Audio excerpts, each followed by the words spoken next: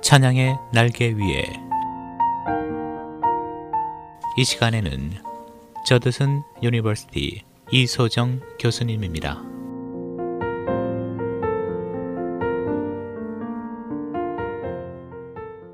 안녕하십니까. 찬양의 날개 위의 시간 진행을 맡고 있는 이소정입니다.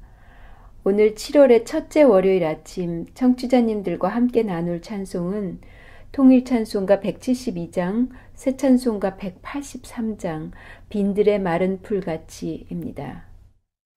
지난주는 유난히 비를 많이 만난 주간이었던 것 같습니다.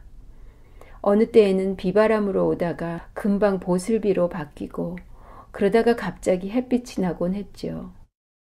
적당히 마른 대지를 적셔주는 고마운 비를 마주하면서 이 찬송이 떠올랐습니다. 빈들의 마른 풀같이 시들은 나의 영혼, 주님이 약속한 성령 간절히 기다리네.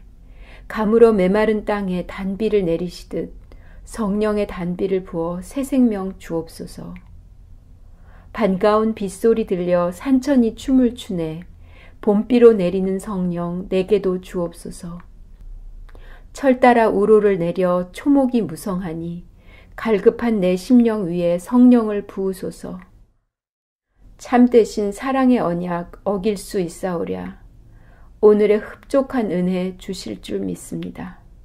가물어 메마른 땅에 단비를 내리시듯 성령의 단비를 부어 새 생명 주옵소서.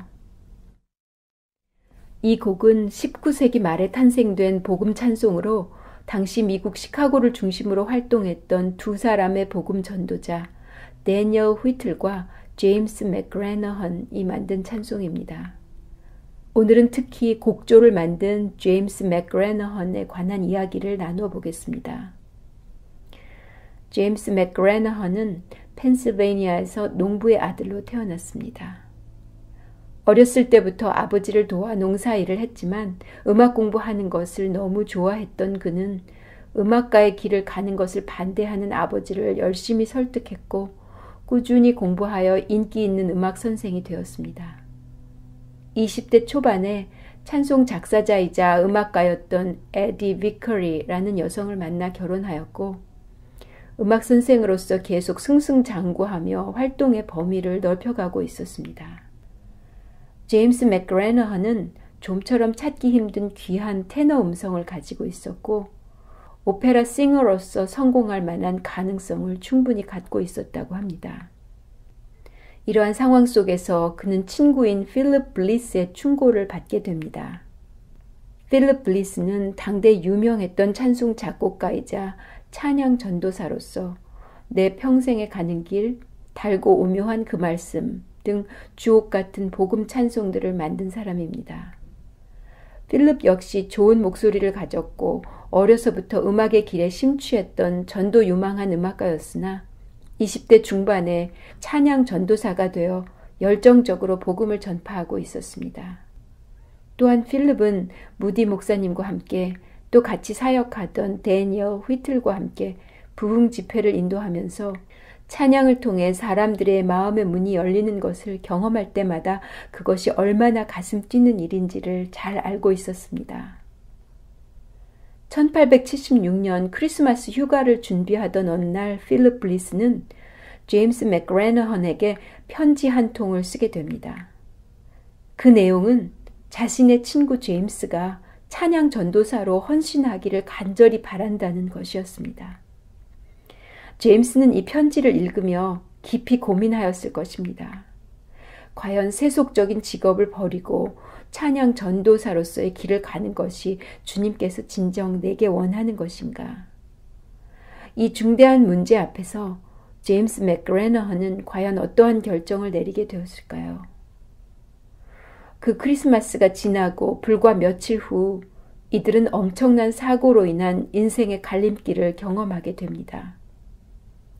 필립은 크리스마스 휴가를 마치고 펜실베이니아에서 시카고로 돌아오던 중에 오하이오에서 열차 사고를 당해 불과 38세의 나이로 동행했던 아내와 함께 세상을 떠나게 됩니다. 이 비보를 듣고 제임스 맥그레너헌은 즉시 사고 장소로 달려갔습니다. 그리고 그곳에서 같은 소식을 듣고 달려온 복음 사역자 데니얼 휘트를 만나게 되었습니다. 이 처참한 비극 앞에 할 말을 잃은 둘은 함께 시카고로 돌아오면서 무슨 이야기를 나누었을까요? 그들의 대화 중에는 아마도 필립 블리스가 제임스 맥그레너헌에게 쓴 편지의 내용도 포함되어 있었을 것입니다. 그 후 제임스 맥그레너헌은 안전한 수입을 보장해주던 우체국 일을 그만두고 필립 블리스의 뒤를 이은 찬양 전도사로서의 길을 택하게 됩니다. 그 크리스마스 휴가 직전 제임스에게 보냈던 필립 블리스의 편지는 자신의 후임자를 지목하고 찬양 전도사로서의 사명을 직접 인계하는 편지가 된 것입니다. 제임스 맥그레너헌과 그의 아내는 데니얼 휘틀과 함께 복음 사역에 헌신하면서 미국뿐 아니라 영국과 아일랜드까지 순회하며 전도와 선교에 헌신한 삶을 살았습니다.